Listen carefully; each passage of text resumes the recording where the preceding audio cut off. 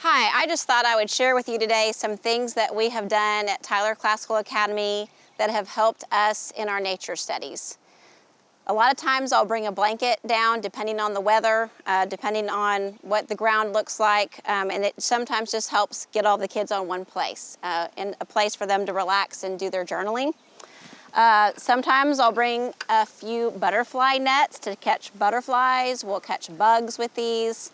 We'll put them in jars. You can get these lids, mason jars at Walmart, and that way they can live for a little while until we let them go at the end of the nature study lesson.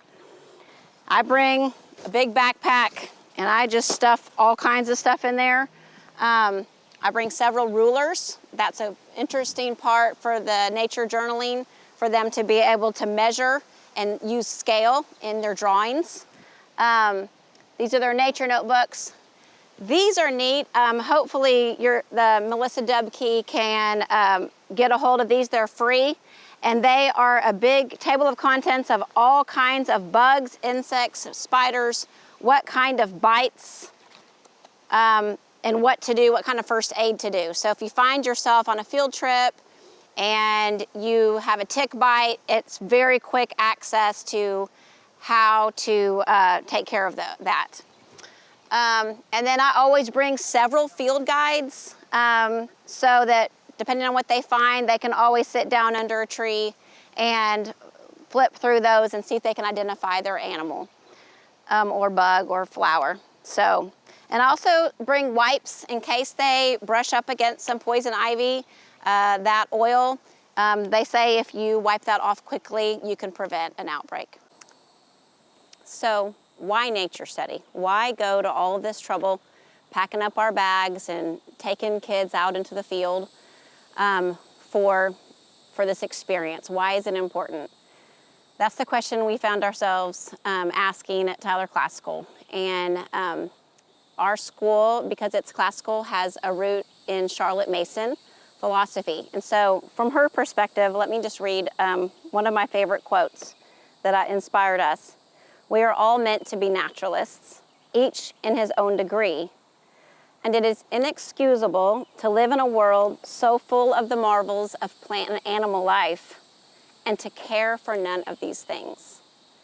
I think we find ourselves in this world in a place where our kids can learn a lot. They can do really well on tests, they can make good grades, and yet they can care about none of these things. And I think that one of the core principles at our classical academies is that they build a relationship with things, with people, with plants, with animals. So we feel like this is very important because it's not something you do one time. When you can't build a relationship with someone one time, it's something that happens over time and often. So that is what inspired us to do this nature study program. The goal of it is to have the habit of observation take root as a natural part of life, to make a personal record of the flora and the fauna observed through poetry, drawings, and the text. Because the goal is to train the powers of observation and attention, it's not about making pretty pictures. So in our nature journals, when I first learned about Charlotte Mason and her nature journals, a lot of people went around and said, oh, you'll just love this book. This is the best book. It's called The Country Diary of an Edwardian Lady. It's written by Edith Holden. So I went to open this beautiful book up, and I came to January, and they've got these beautiful bird pictures, and she's written in beautiful handwriting. It's gorgeous. And so I thought, okay, so I'm going to bring my kids out here and tell them to do their nature journals, and they would look like this. Well, it was quite disappointing, my first several nature studies. In fact, you might find this at first when you don't have a relationship with somebody or something. It sometimes doesn't go as you planned at the beginning. And for instance, I started at a picnic table, and I had, my son was one of this group, We were in Tucson, Arizona doing barrel cactus, cactus all around at a picnic table, and I thought this was wonderful. They were so quiet, and I look over at my son, who is drawing the trash can next to the picnic table. So sometimes it takes a few more times than you would think to harness their interest and their attention on what you would like it to be. But that's what this is about. So why do we do pictures and why do we do these nature journals? Well, our purpose is to develop curiosity. We're not focusing on the perfect product. We're focusing on our kids learning how to think. I am a reading specialist here, and when we go into writing, oftentimes we'll give students a prompt and we'll find that they'll say, I don't know. So what this process does is it allows kids to use the I notice, I wonder, it reminds me of, which is the curiosity framework that we use. It was developed by John Muir Laws, who is an incredibly generous person who has supplied us for free with many lessons. He's led trainings for some of the staff at RES and has given us all the information we need. And he's written a book called Nature Drawing with children, and it has been incredibly helpful. He says to not say as a teacher when you're walking around, don't say, oh, that's really pretty, or what a good drawing, or you're a great artist. Those things are fine in an art class, but that's not what we're doing here. Remember, we're focusing on the power of observation and the power of attention. Those are the two things. They're observation and attention. You cannot learn something you cannot attend to. So we're training that power by habit. So what we would say is the way you're using both writing and drawing to describe this flower is really clear.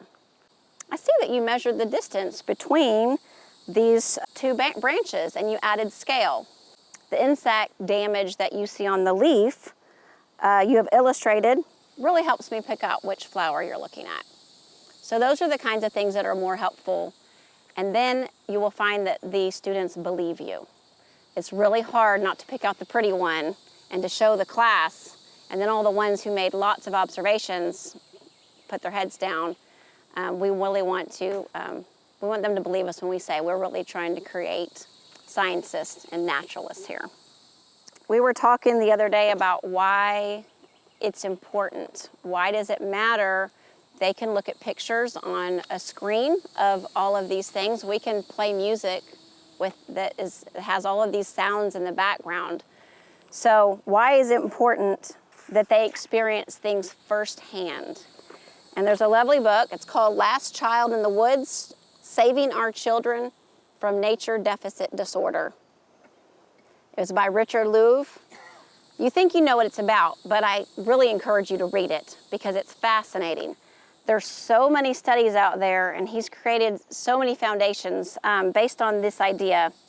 When I was reading this, I read this, and it really kind of shook me. Frank Wilson, professor of neurology at the Stanford University School of Medicine, is an expert on the coevolution of the hominid hand and brain. In the hand, he contends that one could not have evolved into its current sophistication without the other. He says, we've been sold a bill of goods, especially parents, about how valuable computer-based experience is. We are creatures identified by what we do with our hands. Much of our learning comes from doing, from making, from feeling with our hands. And though many would like to believe otherwise, the world is not entirely available from a keyboard. As Wilson sees it, we're cutting off our hands to spite our brains. And here's the interesting part. Instructors in medical schools find it increasingly difficult to teach how the heart works as a pump. He says, because these students have so little real-world experience, they've never siphoned anything, never fixed a car, never worked on a fuel pump, may not even have hooked up a garden hose.